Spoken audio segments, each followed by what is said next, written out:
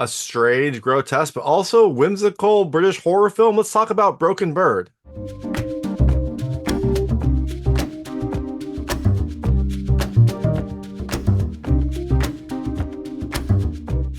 Hey everyone, it's David Stark from Watcher Pass. I'm here to talk to you about Broken Bird, which is coming to UK cinemas. It's a UK movie, so it's coming to cinemas on August 30th, 2024. It is a strange, grotesque, but also like fun and whimsical horror film. I actually really enjoyed it. I wasn't sure really how to feel about it watching it, but I really liked it. It went to places that most movies don't go to. It has a very unique character, and also it has this like wonderful sense of style. My hot take is like you can tell, I think you should watch it. It is a strange and horrifying, but also at times like fun and whimsical horror movie that is really kind of unlike anything you've seen. It has a fantastic cast, a really great like feel to it, a sense of style, and also some pretty shocking twists and a story that kind of like intertwines in ways that you don't really expect at the start. So, like I said, definitely think you check it out. It is unique, it is different, it is not something that you're gonna, see anywhere else. So you definitely check this in UK cinemas if you're in the UK. Otherwise, keep an eye out for it. I'm sure it will come to some sort of like streaming platform for those of us who are outside the United Kingdom. So I'm going to tell you a little about the film, a few things I liked, a few things I didn't like, and then really quickly go into the ending. So as you can imagine, there will be spoilers in the ending section. If you don't know what happens in this movie, and you might not, there are some surprises along the way. I would turn off when I get there. Before that, though, I'll keep it vague. I'll keep it spoiler free. I'll let you know when we get to those spoilers. So in Broken Bird, you have Sybil, who is this like, I don't know, odd person. She is very put together. She is very kind of rigid in her mentality and the way that she moves and the way that she acts. And she is a very good mortician, but she also has some strange quirks, some strange like social aspects of her that start off as odd, but then turn a little bit more sinister as the film progresses. So, what are those? What revelations do we get? Well, you have to watch the movie to find out. So, things I liked about this movie. The first, I love the music. It is a really great soundtrack, and it is a really kind of crucial thing in this movie specifically. This movie has some fairly dark aspects to it. Sybil is a mortician. She deals with death. She seems to have a fascination with death. And in some movies, that would be like this horrible thing. And there are times when it is a little bit kind of shocking, but the music really helps to kind of like keep the mood light, especially early on. There's this like light whimsical like music that plays under some of the scenes, and it lets you know that this is not going to be a purely dark movie, that there are some fun aspects of it, there are some like interesting silly aspects about it, and it kind of like puts the viewer in a different mind space than if it was just like purely heavy, dark, grotesque things. The music helps you to like realize, okay, this might be a movie that has a little bit of a fun aspect to it, and it does, it really does. But that's not to say the music isn't like serious and moving at times. When it needs to be, it definitely kind of like ramps up. But I really love the way that it kind of like helps to elevate the mood and help to like guide the viewer along this journey. Second thing I loved Rebecca Calder. I thought her character was really interesting. It was such a kind of like strange character, such a like out there character, and I loved it. I thought that she was like, you were drawn to her instantly from the start, like just her mannerisms, the way that she moved. And I think Rebecca did a fantastic job. I mean, that's not to say the other cast didn't do well. The rest of the cast was great, but like Rebecca Calder is the star of this show. It is like her character, and we were all just kind of watching it. The third thing I loved, it's strange. It is a strange movie. It is a strange film. It's unlike anything you'll ever see, and I'm all about it. It's so much fun to see a film that you're just like surprised about, that you don't really know what to expect going in, and then when you see it, you're like, oh, like I did not expect that, and it was just a fun experience overall. The fourth thing I loved the effects. There is definitely a commitment to practical effects in this movie. There's a ton of prosthetics. It deals with dead bodies. There's a ton of prosthetics, and they look great. They look fantastic. They look really realistic. They look, unsettling. It kind of like really contributes to the mood, right? This is a mortuary. You expect to have dead bodies, and also Sybil's character does some taxidermy, and so you see her like obsession with death in that way, and all of that looks fantastic. It really kind of like keeps you in the moment. The fifth thing I love the storytelling. It is an interesting way to tell a story. You've got bits of stories from, a couple different characters that kind of weave together as the movie goes. So you get a little bit of here, you get a little bit here, you get a little bit here. You don't really know how they all are going to relate, but they do relate eventually. And the last thing I love the ending. It is a really good ending. It is, out there just like the film. It's over the top. It's not like crazy over the top. It fits with what we've learned about Sybil's character, but it definitely goes to a place that you didn't really expect. So all that being said, things I didn't love as much. There's really only one thing. It's kind of slow, but I'm okay with it. It takes a while to get to where it's going. Like I said, the story kind of like weaves between a few stories, so it takes a bit to kind of like get moving, but I was okay with it. I thought it was really interesting. I thought it was really fun. I enjoyed these characters. I enjoyed the story. So not really a huge complaint there. So all that being said, like I really liked Broken Bird. I thought it was again weird, different, but also fun, whimsical, strange, and all those things I really enjoyed. It's always fun to see a movie that kind of like surprises you, kind of shocks you at times, and Broken Bird is definitely that. So if you can see it in UK cinemas, check it out in UK cinemas. If you miss it in UK cinemas or you don't live in the UK, keep an eye out for it. I'm sure it'll come to like some sort of streaming platform. Feels like a perfect movie for Shudder. It feels like Shudder would scoop this movie up and put it out in America. So keep your eyes out because this is definitely one you don't want to miss. So I'm gonna really quickly go into the ending right now. So if you don't know what happens in this movie, I would turn it off now because there'll be spoilers. So the main star of this show is Sybil. She is played by Rebecca Calder. She is a like mortician. She has worked in mortuaries before, but she also seems to be fascinated with death. She seems to do her own taxidermy in her off time. It starts with her like taxidermying a dead bird. So I was like, oh, there we go, Broken Bird. She's fixing a dead bird. She also early on picks up a like dead fox from the road and like taxidermies that. So she is definitely obsessed with death. She definitely has a fascination with death. She also seems to have a desire to like write poetry about her experiences and express that. She goes to these poetry readings, and I think she wants to make a connection with people through her art, but she doesn't really know how. And her character is so kind of like rigid and tense and socially awkward that she again doesn't really know how to. So she like goes to these poetry readings, reads her poetry, and doesn't get the reaction that I think she's expecting, and gets frustrated by that. But her character seems to be both fascinated with death, fascinated with art, and also not really know how to connect to many other people. Now early on, Sybil gets a job at a mortuary. She's working for this Mr. Thomas. Mr. Thomas uh, had this business with his wife of many years. His wife passed away, and so he needs someone to help out. And Sybil is the perfect person. She's experienced. She has a ton of experience. She worked at a different mortuary before it closed down because of some incident involving a child. You don't know what it was, but that happened, and now Sybil's looking for a new job. She gets hired and starts helping out. Now, Mr. Thomas also is a bit strange. There's this like locked room that you don't know what's in there. He says it's like an old cold storage room, but he goes in there at night and locks the door, and then like you hear him talking to someone. So you're like, okay, that's very strange. And Sybil is not unique in this. She also talks to, the people that she's cleaning. She kind of like talks to them, gives them personalities, interacts with them. I mean, I don't think that it would be uncommon if you worked in a mortuary, if you were dealing with a dead body. I think talking to that dead body while you're like prepping it and cleaning it would be normal, but it feels like Sybil goes a little bit more extreme. She like makes up personalities, makes up stories, and sometimes fantasies about these experiences. Now, you also have this person named Emma, who is a detective. She seems to have some sort of tragic experience that happened to her that is kind of like affecting her work, but she is still a detective.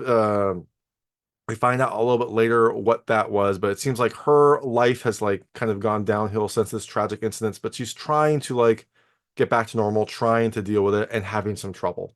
And finally, you meet Mark, who is this person who like runs a museum. Sybil runs into him early and is like instantly attracted to him. He also seems to be like attracted to her, although sometimes you don't know if it's in Sybil's head or if it's in reality, because sometimes there will be a sequence that is in Sybil's head and then there will be a real life sequence. And you don't know if that's like her still thinking about this. I think in reality, Mark was like intrigued by her and they had like an instant attraction, but Mark has a fiance, Mark has someone else. So it doesn't really ever seem like it'll actually happen. So after Sybil and Mark meet at a museum, Mark comes to randomly to the poetry night that Sybil's at, and she seems very excited to see him. He like offers to buy her a drink. It seems like, maybe there will be a budding relationship here. Sybil doesn't really seem to know how to react to this. She like leaves the place. I think she like goes to like make herself up and then comes back. But when she comes back, seems like Mark is meeting some people. He's meeting some friends, one of which gives him a kiss. So it seems like maybe his friends are, maybe Mark has a girlfriend. Now, Sybil doesn't react well to this. She like pops up and, in their conversation and says, "Hey, Mark, how about that drink? I'll take I think a sherry or something like that." And Mark's fiance is like, "Yeah, why don't you get her a sherry? What's this about, Mark?" And then when they both turn back, Sybil's gone. So she like popped in to disrupt this and then left to kind of like, I guess not deal with the social consequences of that situation. But you can tell I think Sybil's hurt by this. I think Sybil was hoping that Mark would be someone that she could get to know. She had her own like whimsical fantasies about this. And this is where like this film has this like wonderful duality. You've got Sybil's life where she is like rigid and dark and working in a mortuary and doesn't let herself like have fun or be vulnerable. And then in Sybil's head, you have her like fantasies where she's like a flapper, like a like 1920s, I think, flapper, 1930s flapper. She is wearing these like beautiful flowing dresses. She's dancing. It is very much like a child's fantasy of how romance would be. And these scenes are beautiful. They're like bright and colorful. And Sybil is like fun and smiling, very different from her normal character. And so you get these moments where like Sybil will be in her head thinking about this, other world, but and then you get snapped back to her reality where that is not happening. Now, Sybil has several of these fantasies about Mark, but unfortunately for her, a little bit later, someone comes to the mortuary that has to get cleaned up, and it's Mark. Mark had a motorcycle accident. You don't know if Sybil was responsible. She had like earlier visited the museum to try to like see Mark, but his fiance was there, and so as she was leaving, she like kicked his motorcycle. I don't think that she did damage to it. I think she just kicked the wheel. I don't think she like knocked something out. Although there is a quick scene where you see something leaking from the motorcycle, so it's possible she knocked a piece out of the motorcycle and that might have caused the accident. But we never get that information. What we do know is that Mark had a motorcycle accident and now he's dead. And now he is on Sybil's table. Now, Sybil uses this opportunity to clean him up. But then, like I said, she sometimes speaks to her corpses, speaks to the people that she's working on, and she definitely speaks to Mark. She stitches him up. She makes him perfect. His arm was, I think, amputated or at least mangled, so they had to cut it off. And so she goes and finds a matching arm in one of the bodies and like saws it off and sews it on for Mark so that he will be complete. It's again a strange scene, but it shows the level of care she has and love that she has for Mark. So she gets him ready. She makes him up. Now, during this time, after her and Mr. Thomas clean up Mark, Mr. Thomas goes on a long needed vacation. So he goes out to like I think a lake or something for the weekend in a couple days, and he leaves Sybil in charge. He leaves her with the keys. So this gives Sybil plenty of time to spend with Mark's body. So after Sybil spends the night like sleeping next to Mark, the next morning someone comes in the mortuary and it's Mark's fiance, and Mark's fiance looks surprised. She like thinks that maybe she's met Sybil because she had that brief interaction at the poetry place, but then Sybil disappeared. Sybil says no, and she also says that Mark's not ready, and so she's like, well, can you tell me when he'll be ready? And she's like, yeah, we'll call you. It's basically she doesn't want the girlfriend to come in. She doesn't want her to like interrupt her time with Mark, and so the fiance leaves. Now we also see as the fiance is leaving, she runs up to someone and like embraces them and like holds their hand. And so Sybil thinks, okay, this person, wasn't true to Mark. She had someone else on the side, or she's already moved on after he's just dead. And like, what a horrible person. So Sybil starts to plan this like revenge for this fiance. Now, during this time, we also get some more information about Emma. Emma had, like I said, some sort of tragic event. It seems like her son died, and you don't know exactly how he died until later in the film. But basically, what happened is like Emma was overwhelmed at work. Her son was just being a kid, messing around, and he knocked over some milk as Emma was like putting away the groceries. And so Emma was, so frustrated. She's on the phone. She has groceries. All of a sudden, there's milk on the floor. She just tells him like, "Can you just go away? Like, stop. Basically, like, can you just go away? Like, I don't want to see you right now." And so her son like went upstairs. Emma cleaned up the milk, was on the phone, and her son started jumping on his bed. Like he was in a superhero outfit. He was jumping on the bed. And I guess as he was jumping, he fell out of a window. Again, it's not Emma's fault. She probably shouldn't have yelled at her son. She probably feels very bad about that. But he was jumping on the bed. There was a open window. It's not like he jumped out. It seems like it was just a tragic accident. And so he fell out of the window, fell down to the ground, and he died. And this seems to have caused Emma's life to go downhill, as you would imagine. She and I don't know if it's a husband or boyfriend, but they broke up. She is no longer with him. She tries calling him, saying how sad she is, and he like tells her to stop calling. She's dealing with the grief of losing her son, and that is affecting her job also. Like, she is a detective, she can't be like harassing her ex husband or boyfriend, because that then leads to complaints, and that is not a good thing. If you're a police officer, to have complaints about you harassing, that is not a good look for the department. So Emma is trying to deal with all this, but she is having trouble now. After Sybil like prepares Mark, she goes to her poetry reading session, and as she's going in, she sees Mark's fiance there, and so she leaves. But as she's leaving, Emma pops up, and Emma's like, "Have we met before?" And Sybil's like, "No, we haven't." And so after this chance encounter, Emma goes and does some research, and we find out that the mortuary that then we find out that that past mortuary, this Ashwood mortuary, was closed due to a missing body. And so you're like, oh, I bet Sybil took that body. She has an interest in taxidermy. She has, like dead animals in her house. You don't see a body, but I bet Sybil was involved. I bet Sybil took that body from the mortuary, took that little boy. And then later um, you do see a scene where Emma is like at the mortuary. It's a flashback. She's at the mortuary. She's standing over this like empty coffin and just like crying as they're like closing this place down. So it seems like her son was taken from the mortuary. That's probably one of the reasons why she can't move on. Also, like, she never got to like bury her son, and Sybil was probably involved in that.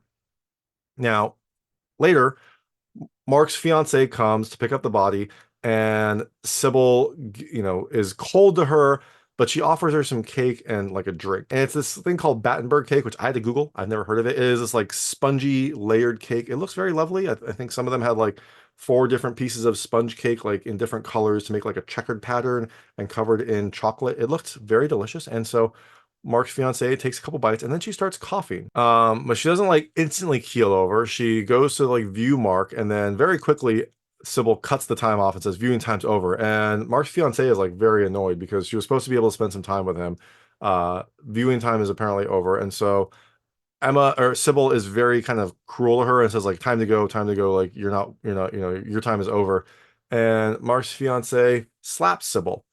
Sybil punches Mark's fiance, and she falls down, and then she starts to like go, you know, go out. And it seems like the poison that was in the Battenberg cake is now affecting her, and Sybil is going to do something else. Now we find out later what that was. Sybil locked her in one of the caskets in the mortuary, but I think she survives. We don't know. We find out later that she wakes up in one of the caskets and is like freaking out.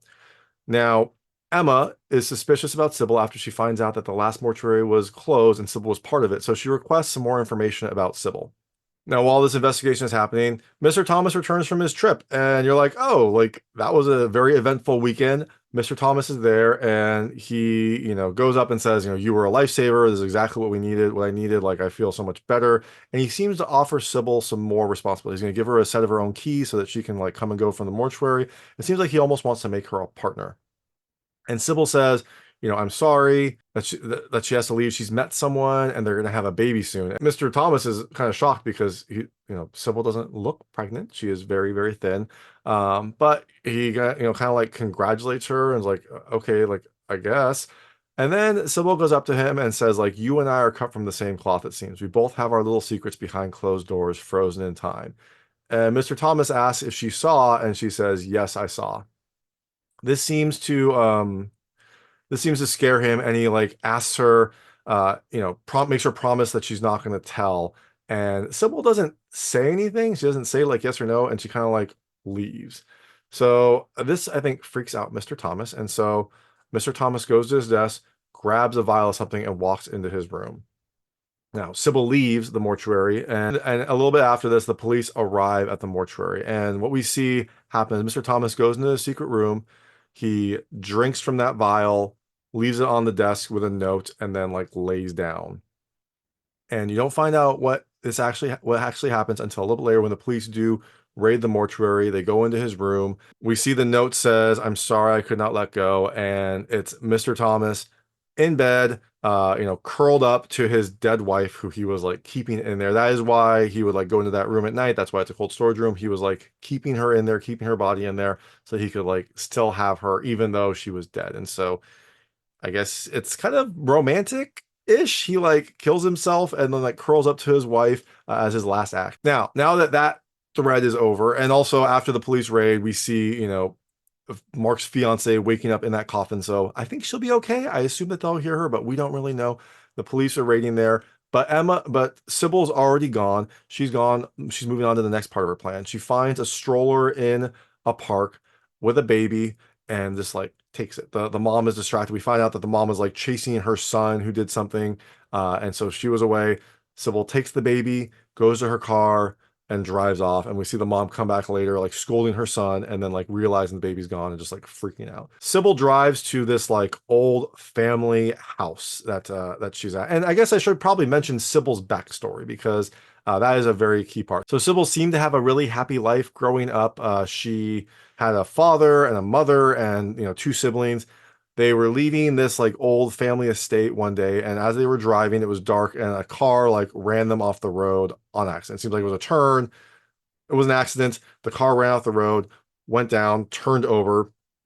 It seems like everyone in that car died except for Sybil. Sybil was the only one that survived, and so after this, it seems like she like got a fascination with death. While she's in the car, her father's dead, and she like sees him like move and like talk to her and tell her to like take care of herself and then go back. So it seems like this is the moment when she like ha had a relationship with death and also started to like interact with dead bodies in a like real life type way. And her father comes back a few times through the movie to like give her encouragement, like when she's up on the stage doing the poetry, her father's there. You don't really know who he is then, but you find out later it's her father. Sybil at that point seems to be like, frozen in time there.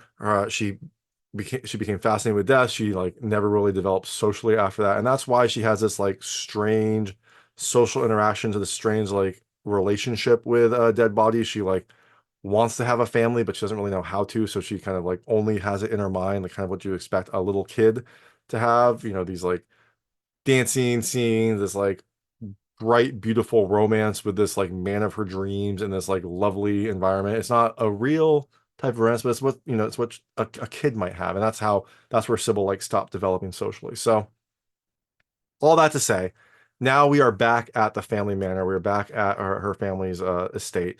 And Emma got this address when she asked for more information about Sybil. Now, Emma goes to this family estate. She gets there and she's sneaking in, and it's strange. It's dark. It's scary, but she hears like some glass breaking and some movement. And during this time, we see Sybil dancing in this room.